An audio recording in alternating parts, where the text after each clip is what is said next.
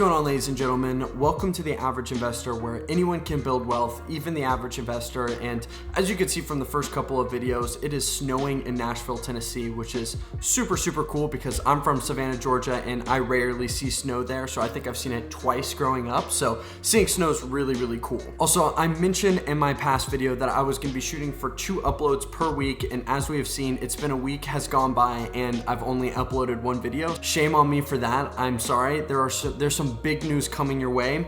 I promise. It's going to be definitely 2, and maybe even 3 uploads per week, so stay tuned for that. But in today's video, and the whole reason why you probably clicked on this video, is I'm actually going to be revealing my entire investment portfolio at the age of 23. But you already know the drill. If you are an old subscriber and you're returning watching these videos, you know I already love you. If you're new to the channel, you're a new viewer, please consider subscribing to the channel. Do not forget to smash that like button. It really does help me out. So once you've done that, we can jump into the video.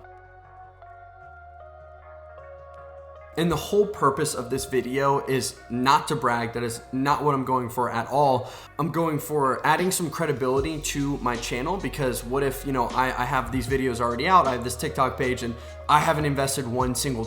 I really do want to put out some substance and some credibility of behind I'm practicing what I'm preaching. And I think that's really crucial, instead of just saying all these claims and what you should do and you might not even do it. So I really want to back up some of these claims with some substance and of revealing exactly what I'm holding. Another reason is I do want to keep this for a video of progression. So at this date of 2021, February 18th, I know exactly where my portfolio is now. So hopefully 3 years from now, I can turn around and look at this video and say, I've made some crazy progression since then. Also, I am not one to be doing any options trading. I'm not a short-term investor by any means. I have a very long-term investor mindset. So the goal is investing for many years later down the road. This is not an investment portfolio that I'm looking to YOLO $100,000 into GameStop and pray to God that it goes up. Also, a main reason why I even got into investing is because I'm really big on financial freedom, and I think you have to start somewhere. So right when I was turning 19, I wanted to start building an investment portfolio in hopes to be able to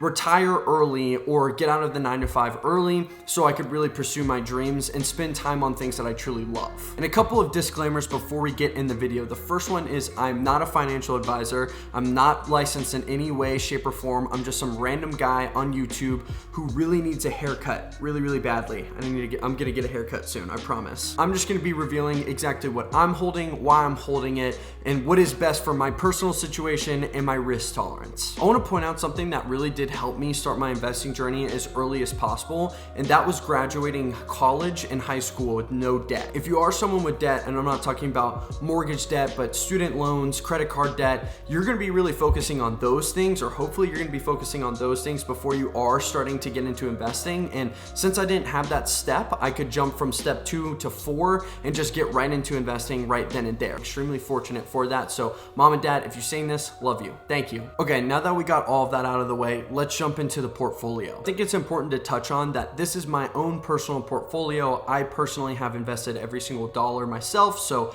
I'm picking every single one of these investments. I did not use a financial advisor to help me. Is that a good or a bad thing? I don't know. We will see, but I chose what I thought was best for my portfolio and my strategy long term, and what I felt like matched my risk tolerance. And a little backstory of where was I getting this money to actually invest into this account, and also what even got me into the investing journey is in 2016, I started my first e-commerce business. The account itself was really focused on vintage clothing and selling vintage clothing to people, and we started that then, and then I've been using it even up until now. Since I was in high school when I started this account, I really didn't have any expenses then, and then going into college, I didn't really have that many expenses either, and I was saving a lot of this money. It's really nice when you're on a meal plan and housing, because all of that money was just basically stacking up, and I knew that I needed to reinvest this money either back into the business or into some investments. So I actually did the latter, and the whole reason why I did this is because I read a book, I Will Teach You How to Be Rich by Ramit Sethi. If you're curious what my top 5 finance books are, I will leave a little link up here at the top to show you my other 4 books that I really personally like, but this is the book that really got me into investing. And after I finished this book, I opened up a Roth IRA and I was completely hooked, and the rest is history. So without further ado, this is my portfolio. This is my Mint dashboard. It's basically where I track all my investments, my bank accounts, getting an idea of what my net worth is. And I know on the thumbnail it says $90,000 portfolio, but on here it's like 87,000, but there are some accounts that are not connected to this. I do get paid on Monday, so I just went ahead and rounded that in there, so that's why it's at 90. And it's also just a clean number. So I'm gonna be breaking it down from this to my different accounts and which ones are the biggest first, and then going to the smallest one, and then going over why I invested in what. My first largest holding is Vanguard. This is where I basically have like 90% of my portfolio, and it's all for the long term. And if we're going down to the specific numbers in that account, and I have my notes right here. So usually I do these videos more off the dome, but in this I really do need my notes for the maths. So in that account, and what it comes out to be is $73,126.69. And the allocation of that Vanguard account really breaks down into three things. First is 92% of that is index funds. If you don't know what index funds are, I will leave a link up here to my index fund video. Do not miss out on that. Next, I have 13% in long-term stocks. So these are stocks like Tesla, Apple, Amazon, things that I'm going to be holding for the long term, but they're not necessarily index funds. I'm going more for the individual stock. And then the rest, 5%, comes out to bonds. Now, since I am younger, I'm only 23 years old, I really don't have that much priority on bonds, and more just adds a little bit of stability, and it's also a safety net going for the long term. The next biggest account I have is Robinhood. In my Robinhood account, I have $7,524, and I really do use this account as more aggressive, more risky investments, so it's not nearly as long term. This is more my hands-on investments. I do two different types of strategies in trading within Robinhood. The first one is something called the wheel strategy, and if you don't know what the wheel strategy is, do not worry, I'll be making a video on that later down the road. Don't miss that. The second strategy I do is something called leap options, and these are more longer term options, not those short term options that you start on Monday and they expire on Friday. These are a year to more than a year long options. They're a little less risky, but again, I really don't recommend looking into those because they are risky, so I always will preach and practice the longer term stocks and ETFs and index funds. My third largest holding is BlockFi, and BlockFi is for all you crypto people out there. This is the high interest savings account that I use. So I purchase on Coinbase, and then I move my crypto over to BlockFi because I will be gaining interest, probably like 6 to 8%, which is just wild. So that's where I'm holding all my coins. Now, I've been into crypto since 2017, so I really do like blockchain technology. I think it is something that is going to be there in the future, so I definitely want to have some skin in the game. My fourth largest holding is cash, and I have a little bit above $7,000 in cash for both my emergency fund and some things that I want to be investing in later in the future. A fifth place that I do have some investments in, and again, it's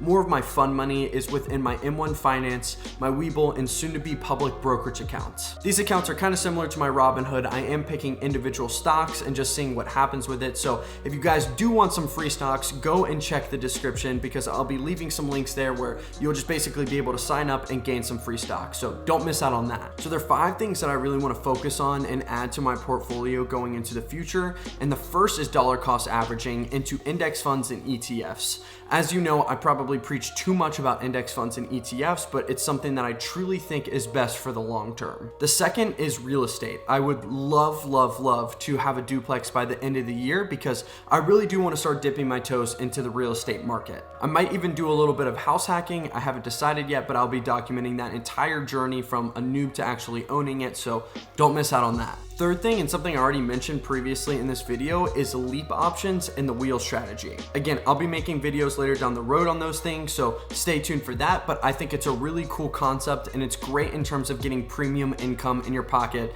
every single month. Fourth thing is cryptos. I obviously love cryptos. I've been in them for a while, and I think, again, they are going to be the digital currency of the future, so I definitely want to be putting in more money into that. And the fifth thing is investing more money into businesses and new ideas that I come up with. So something like this YouTube channel, whether it's something I can add to give more value to you guys, that would be phenomenal. I would love to invest my money into more value and things that I can give you guys. I'm currently brainstorming ideas and additions that I could add to the Average Investor YouTube channel that could present more value for you and be able to help you get on your investing journey faster or be able to gain more knowledge about it. I haven't figured out exactly what I want to do yet with that, but stay tuned for that. I have made a Patreon. It's not cooking yet, but that could be another place I'm going to be investing more money into. If you guys have made it to this point in the video, then do not forget to smash that like button. I will greatly appreciate it. And if you're new, do not forget to subscribe either. It helps me out a ton. So thank you so much for doing that. Well, that pretty much wraps up today's video.